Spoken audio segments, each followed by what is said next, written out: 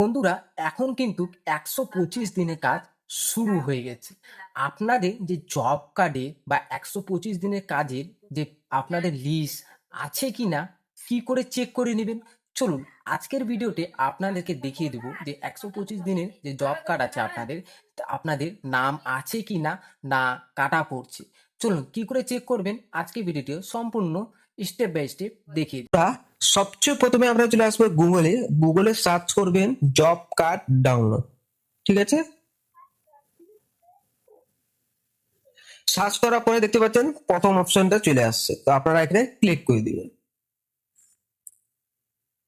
Click করার পরে আপনাদের এরকম পেজ খুলে আসবে। খুলে আসার পরে আপনাদের কিছু করতে হবে না, আপনারা নিচে আসবেন। এখানে লেখা আছে দেখো ডিস্ট্রিক্ট, আপনারা যেই ডিস্ট্রিক্টে আছেন সেই ডিস্ট্রিক্টটা এখানে সিলেক্ট করে নেবেন। আমার এইটা ডিস্ট্রিক্ট আছে, তো আমি এটা সিলেক্ট করে নিলাম। সিলেক্ট করার পরে এরকম চলে আসছে। আবার নিচে করবেন, আপনাদের এখানে দেখতে পাচ্ছেন আপনাদের এখানে ব্লক দেখবেন, ব্লক যেটা আছে সেটা এখানে সিলেক্ট করে নেবেন। সিলেক্ট করার পরে আবার এদিকে নিচে চলে আসবেন। নিচে আসার পরে এখানে দেখতে পারবেন পঞ্চায়েত, মানে আপনাদের পঞ্চায়েতের নাম কি সেই নামটা এখানে চয়েস করে আপনারা সিলেক্ট করে নেবেন। সিলেক্ট করার পরে আপনাদের এখানে চলে আসছে গ্রাম পঞ্চায়েত রিপোর্ট। ঠিক আছে, চলে আসছে। এখানে দেখতে পাচ্ছেন R1 জব কার্ড রেজিস্ট্রেশন। ঠিক আছে, এখানে চলে আসবেন। আসার পরে এখানে আমি জুম করে দেখাচ্ছি। আসার পরে এখানে 3 নাম্বার দেখতেছেন জব কার্ড এমপ্লয়মেন্ট রেজিস্ট্রেশন। ঠিক আছে, এটাতে ক্লিক করে দিবেন। ঠিক আছে, এই যে 3 নাম্বার, ঠিক আছে 3 নাম্বারে ক্লিক করে দিবেন।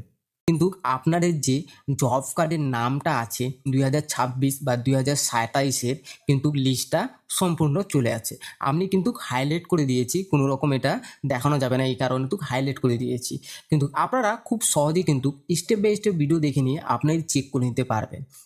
তো বন্ধুরা, কোনো সময় কিন্তু এই সার্ভারটা যে আপনার জব কার্ডের যে সার্ভারটা আছে সেটা কোনো সময় কিন্তু সার্ভার ডাউন থাকতে পারে।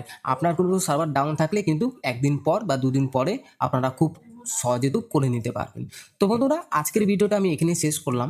ভিডিওটাকে ভালো লেগে থাকলে লাইক করবেন, শেয়ার করবেন, আর নতুন থাকলে পেজটাকে ফলো করে দিবেন। তো বন্ধুরা, আজকের ভিডিওটা এখানেই শেষ করলাম। ভালো থাকুন, সকলে সুস্থ থাকুন।